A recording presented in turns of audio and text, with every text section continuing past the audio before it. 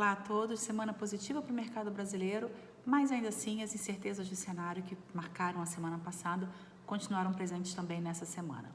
Nesse sentido, a pandemia segue avançando no Brasil, com a vacinação ainda em um ritmo bastante lento, e o orçamento para o ano de 2021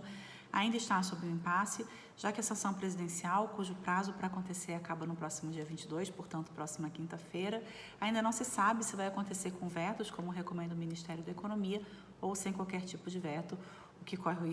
o risco de romper, portanto, o teto dos gastos públicos. Além disso, a semana foi marcada pela criação da CPI da Covid-19 e também pela anulação das condenações do ex-presidente Lula no âmbito da Lava Jato pelo STF, o que torna o presidente oficialmente elegível para as eleições do ano de 2022.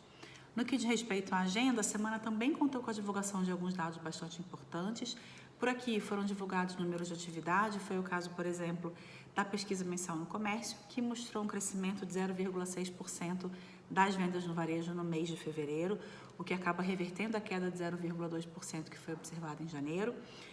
Esse crescimento foi impulsionado por 4 das 8 atividades pesquisadas pelo IBGE, mas o que se espera é que a partir de março, ou pelo menos no mês de março, esse indicador tenha uma nova desaceleração, já que foi no mês de março que os principais estados fecharam sua economia para tentar conter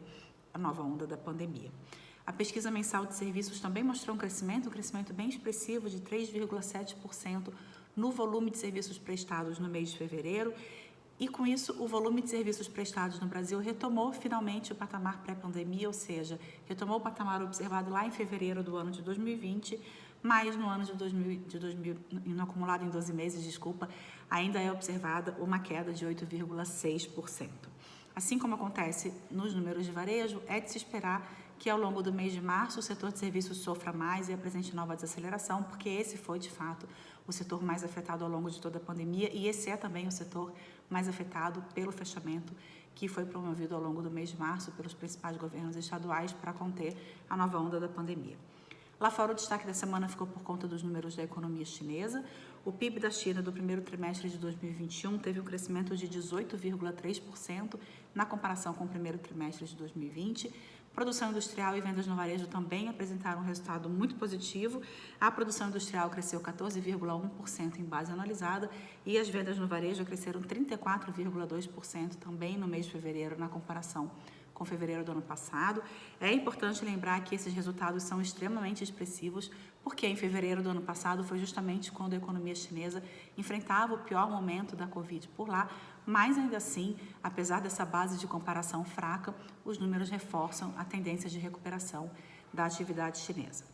Agora há pouco, a Bolsa Brasileira subia 0,16% aos 120.889 pontos, acumulando na semana uma alta de 2,72%, no mês uma alta de 3,63%, e com isso no ano de 2021 a Bolsa Brasileira volta para o patamar positivo e agora tem uma alta acumulada de 1,56%.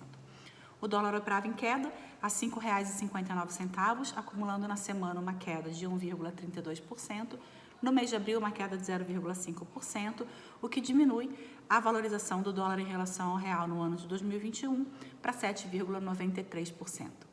Um ótimo final de semana a todos e até segunda-feira.